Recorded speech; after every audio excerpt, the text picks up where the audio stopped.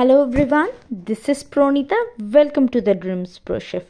আজ আপনাদের জন্য একটি ভীষণই মজার রেসিপি নিয়ে এসেছি। বানাচ্ছি টুটি ফ্রুটি। আমরা টুটি ফ্রুটি খেতে কিন্তু কম বেশি সকলেই ভালোবাসি, সেটা কেকেই হোক, কোনো ডেজার্টে হোক কিংবা আইসক্রিমে। তাহলে চলুন দেখে নিই আজকের এই টুটি ফ্রুটি আমরা কিভাবে সহজেই বাড়িতে তৈরি করে নিই। টুটি ফ্রুটি বানানোর জন্য প্রথমে আমি কড়াইতে বেশ অনেকটা পরিমাণ জল দিয়ে দিচ্ছি। জলটা গরম হওয়ার জন্য রাখবো। ততক্ষণে অন্যদিকে আমরা পেঁপেটা কেটে নেব। এখানে আমি 1 কেজির একটা পেঁপে নিয়েছি। পেঁপেটার প্রথমে যে গায়ের খোসাটা, সেই খোসাটা আমরা ছাড়িয়ে নেব। খোসাটা একটা পিলারের সাহায্যে আমি ছাড়িয়ে নিচ্ছি। খোসা ছাড়ানো হয়ে গেলে পেঁপেটা আমি মাঝখান থেকে অর্ধেক করে কেটে নিয়ে বীজগুলো বের করে নিয়েছি এবং পেঁপেটা কিন্তু ধুয়ে নিয়েছি। পেঁপেটা এবার আমরা লম্বা লম্বা করে কেটে নেব। সমস্ত পেঁপেটাই কিন্তু ঠিক এই একইভাবে প্রথমে কেটে নিতে হবে। পেঁপেগুলো লম্বা লম্বা করে কেটে নেওয়ার পর ওপরের দিকে, মানে যে দিকটায় বীজ থাকে, সেই ওপরের দিকে স্কিনটা কিন্তু এভাবে আমাদের বাদ দিয়ে দিতে হবে একটা ছুরির সাহায্যে। ঠিক এভাবে সমস্ত পেঁপের ওপরের দিকের যে স্কিনটা আমরা বাদ দিয়ে দেব। দেখুন, সমস্ত পেঁপে কিন্তু আমার এই ওপরের দিকে স্কিনটা বাদ দেওয়া হয়ে গেছে। এরপর আমি পেঁপেগুলো আপনাদের কেটে দেখাচ্ছি। এভাবে একটা করে পেঁপের যে লম্বা টুকরোটা নিয়ে সেটাকে অর্ধেক করে নিতে হবে। নিয়ে কিন্তু সরু সরু করে টুকরো করে নিতে হবে। আপনারা খুব মোটা করে বা বড় করে কিন্তু টুকরোগুলো করবেন না, তাতে কিন্তু পেঁপেগুলো সেদ্ধ হবে না বা চিনির শিরায় কিন্তু পেঁপেগুলো কাঁচা থেকে যাবে। তো এভাবেই সমস্ত পেঁপেগুলোকে ছোট ছোট করে টুকরো করে নিতে হবে। আবার আপনারা কিন্তু খুব বেশি ছোট করেও টুকরো করবেন না, তাহলে টুটি ফ্রুটিগুলো কিন্তু গলেও যেতে পারে। মিডিয়াম সাইজে রেখে, ঠিক আমি যে সাইজটা রাখলাম সেই সাইজে রেখেই কিন্তু আপনারা কেটে নেবেন। এভাবেই দেখুন সমস্ত পেঁপের কিন্তু আমাদের একইভাবে সমান মাপের টুকরো করে নিতে হবে। আমার সম্পূর্ণ পেঁপেটা ঠিক এই রকমই ছোট ছোট করে কেটে নেওয়া হয়ে গেছে। আপনারা কেটে নেওয়ার পরে কিন্তু চাইলে আরও একবার পরিষ্কার করে ধুয়েও নিতে পারেন। এরপর জল ফুটতে শুরু করলে সম্পূর্ণ কেটে রাখা পেঁপেটা আমরা এই জলে দিয়ে দেব। এরপর মিডিয়াম ফ্লেমে ঘড়ি দেখে 4 থেকে 5 মিনিট মতো এই সম্পূর্ণ পেঁপেটা আমরা ভাপিয়ে নেব। 5 মিনিট পরে গ্যাসের ফ্লেমটা আমি বন্ধ করে দিলাম। এরপর একটা ছাঁকনির সাহায্যে আমরা এই পেঁপেগুলোকে ছেঁকে নিয়ে কিন্তু প্লেটে তুলে নেব। এভাবে একটা বড় ছাঁকনির সাহায্যে আমি সমস্ত পেঁপেটা একে একে ছেঁকে নিয়ে প্লেটে তুলে নিচ্ছি। দেখুন সমস্ত পেঁপেটাই কিন্তু আমি ছেঁকে নিয়ে প্লেটে তুলে নিয়েছি এবং পেঁপেটা রুম টেম্পারেচারে চলে এসেছে। এরপর অন্যদিকে কড়াইতে আমি দিয়ে দিচ্ছি 3 লিটার পরিমাণে জল আর দিচ্ছি 4 কাপ চিনি। আমি এখানে 1 কেজি পেঁপে ব্যবহার করেছি। আপনারা যদি 500 গ্রাম পেঁপে ব্যবহার করেন তাহলে 1.5 লিটার জল আর 2 কাপ চিনিতেই কিন্তু হয়ে যাবে। এরপর চিনি আর জলটা মিশিয়ে নেব। চিনিটা কিন্তু গলে গেলেই আমরা সমস্ত পেঁপেটা এই চিনির জলে দিয়ে দেব। দেখুন চিনিটা ভালো করে গলে গেছে, ফোটানোর কিন্তু প্রয়োজন নেই। চিনি গলে গেলেই সমস্ত পেঁপেটা দিয়ে দিতে হবে। এরপর সম্পূর্ণ পেঁপেটা দিয়ে দিচ্ছি। পেঁপেটা দিয়ে দেওয়া হয়ে গেলে মিডিয়াম ফ্লেমে 20 থেকে 22 মিনিট মতো আমরা এই পেঁপে চিনির জলের সাথে কিন্তু ফুটিয়ে নেব।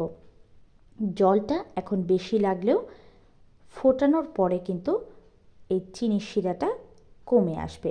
তাই 3 লিটার জল কিন্তু 1 কেজি পেঁপেতে লাগবে। দেখুন 20 থেকে 22 মিনিট পর আমাদের পেঁপে কিন্তু একদম তৈরি হয়ে গেছে এবং চিনির যে শিরাটা সেটা আমি আপনাদের দেখিয়ে দিচ্ছি। এটা কিন্তু ভীষণ ইম্পর্ট্যান্ট। এক তারের চিনির শিরা করতে হবে। চিনির শিরা যদি বেশি গাঢ় হয়ে যায় তাহলে কিন্তু যে টুটি ফ্রুটি তৈরি হওয়ার পরে পেঁপের গায়ে একটা চিনির লেয়ার জমে। তার জন্যে চিনির শিরাটা খেয়াল রাখবেন যাতে এক তারেরই হয়। এরপর 4টে বাটিতে আমি সমানভাবে পেঁপে এবং চিনির শিরা নিয়ে নিয়েছি এবং পেঁপেগুলো রুম টেম্পারেচারে আছে। এরপর আমরা এর মধ্যে একে একে ভ্যানিলা এসেন্স দিয়ে দেবো। ভ্যানিলা এসেন্সটা আমি আগে দিতে ভুলে গেছিলাম, তাই 4টে বাটিতে ভাগ করার পরেই 4টে বাটিতেই কিন্তু আমি ভ্যানিলা এসেন্স দিয়ে দিচ্ছি। ভ্যানিলা এসেন্সটা দেওয়ার কারণে কিন্তু পেঁপের যে অল্প বিস্তর গন্ধটাও ছিল সেটাও কিন্তু চলে যাবে। যারা জানে না যে টুটি ফ্রুটি কী দিয়ে তৈরি হয় তারা কিন্তু কোনোদিনও বুঝতেই পারবে না যে এটা পেঁপে দিয়ে তৈরি। এরপর একে একে আমি 4টে বাটিতেই আলাদা আলাদা রং মিশিয়ে দিচ্ছি। এগুলো কিন্তু অর্গ্যানিক ফুড কালার্স, একটায় লাল, একটায় হলুদ, একটায় সবুজ আর একটায় কমলা রং কিন্তু আমি মিশিয়ে দিচ্ছি। 4টে বাটিতেই 4 রকমের রং মেশানোর পর আমরা এই পেঁপেগুলোকে কিন্তু 24 ঘন্টার জন্য রেস্টে রাখবো। এবং এই যে চিনির শিরাটা যেটা আমরা সুন্দরভাবে তৈরি করলাম, এই চিনির শিরাই কিন্তু হেল্প করবে এই পেঁপেগুলোকে রং ধরতে। তাহলে 24 ঘন্টা পর ফিরে আসছি। 24 ঘন্টা রেস্টে রাখার পর পেঁপেগুলো কিন্তু ভালো করে রং ধরে নিয়েছে। এরপর আমি একটা ছাঁকনির মধ্যে এই পেঁপেগুলোকে দিয়ে দিচ্ছি। একে একে করে একটা একটা করে কালার দেবেন, দিয়ে পেঁপে এবং চিনির শিরাটা আলাদা করে নিচ্ছি। এরপর একটা বাটিতে আমি টিস্যু পেপার দিয়ে নিয়েছি, এর মধ্যে এই পেঁপেটা দিয়ে দিলাম। এরপর টিস্যু পেপারটা দিয়ে এই যে পেঁপের গায়ে যে চিনির শিরাটা লেগে আছে সেটাকে কিন্তু হালকা হালকা করে মুছে নিতে হবে। আমি আরও একটা টিস্যু পেপার দিয়ে ওপর দিয়ে ঠিক এভাবে চিনির শিরাটা মুছে নিচ্ছি। এরপর একটা প্লেটে আমি টিস্যু পেপার বিছিয়ে নিয়েছি। এবার টিস্যু পেপারের ওপরে একটা চামচের সাহায্যে পেঁপেগুলোকে আমি ছড়িয়ে ছড়িয়ে দিচ্ছি। দেখুন ঠিক এভাবে আমার দেওয়া হয়ে গেছে। ঠিক একইভাবে রেড কালারেরটাও আমি ওই টিস্যু পেপারের ওপরে কিন্তু ভালো করে ছড়িয়ে দিলাম। গ্রিন আর অরেঞ্জ কালারেরটাও কিন্তু আমার হয়ে গেছে। এরপর 24 ঘন্টা কিন্তু এই টুটি ফ্রুটিগুলোকে বাইরে রেখে এয়ার ড্রাই করে শুকিয়ে নিতে হবে। তাহলেই কিন্তু তৈরি হয়ে যাবে হোমমেড টুটি ফ্রুটি। দেখুন 24 ঘন্টা পরে আমাদের টুটি ফ্রুটিগুলো কিন্তু একদম শুকিয়ে গেছে এবং টুটি ফ্রুটিগুলো আমি একটা প্লেটে কিন্তু ট্রান্সফার করে নিয়েছি। তাহলে তৈরি হয়ে গেল কিন্তু আমাদের হোমমেড টুটি ফ্রুটি। এবার টুটি ফ্রুটি দিয়ে কেক বানান, ডেজার্টসে দিন কিংবা আইসক্রিমে দিন, যেটা খুশি কিন্তু সেটা দিয়েই খেতে পারেন। এবং এই টুটি ফ্রুটি কিন্তু আপনারা একটা এয়ারটাইট জারে ভরে ফ্রিজে কিন্তু 6 থেকে 8 মাস কি 1 বছর খুব নিশ্চিন্তেই রাখতে পারবেন। আমি বলবো এটা কিন্তু ফ্রিজে রাখবেন, তাহলে কিন্তু টেম্পারেচার যেমনই হোক না কেন ভালো থাকবে। বাইরে থাকলে কিন্তু নষ্ট হয়ে যেতে পারে। আপনারা এটা নর্মাল রেফ্রিজারেটরে রাখবেন, ডিপ ফ্রিজে রাখার কিন্তু কোনো প্রয়োজন নেই।